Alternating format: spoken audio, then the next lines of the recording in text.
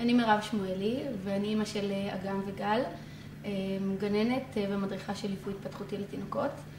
לאחרונה עבדתי עם התוכנה גם במסגרת הגן, עם הילדים של הגן וגם עם הבנות הפרטיות שלי. במהלך העבודה ראיתי ככה שהתוכנה מאוד קלה לתפעול, גם לילדים עצמם, הם יכולים ללחוץ לבד ולעשות, וגם לי כגננת וכאימא לעבוד עם התוכנה.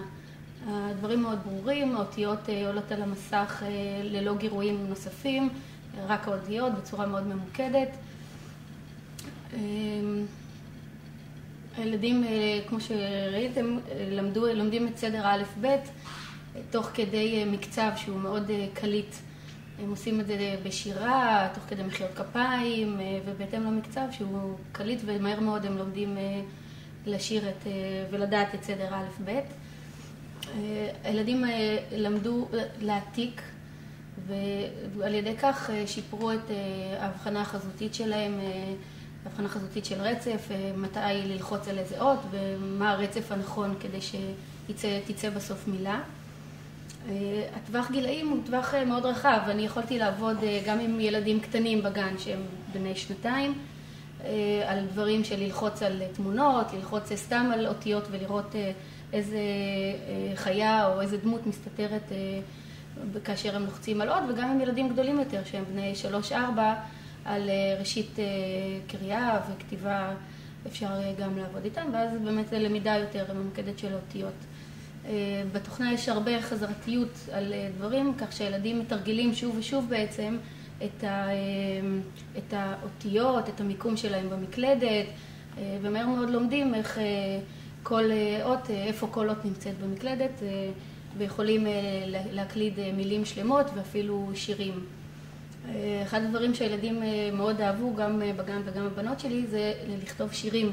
בעצם היה להם אפשרות להביע את עצמם, אם זה במקום של לבחור שיר שהם אוהבים, וזה ככה בא מהעולם שלהם.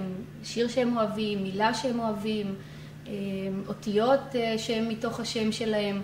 ככה היה להם ביטוי של עצמם, גם כן בתוך העבודה עם התוכנה. חוץ מזה היה לי מאוד כיף לעבוד איתם ביחד. הבת שלי ישבה עליי, הילדים בגן ישבו, וככה גם תוך כדי חיבוק ועבודה משותפת, האינטראקציה היא אינטראקציה חווייתית וכיפית משותפת גם לילדים וגם לי.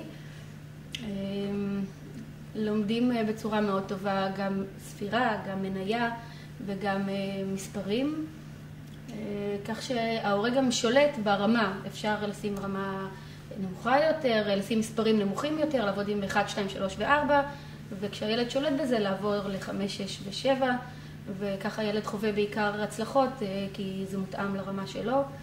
התוכנה עובדת בצורה הדרגתית, כל שלב הוא נטבח על השלב הקודם, וכל שלב הוא עוד איזה צעד אחד קדימה, כך שכשהוא הצליח את השלב הראשון, השלב השני הוא גם תהיה לו חוויית הצלחה. מה שמאוד אהבתי בה זה שאין בה הרבה גירויים. זאת אומרת, זה ממוקד מטרה, יש אות מסוימת והיא נמצאת שם, ואיתה עובדים, ולא יש המון ציורים והמון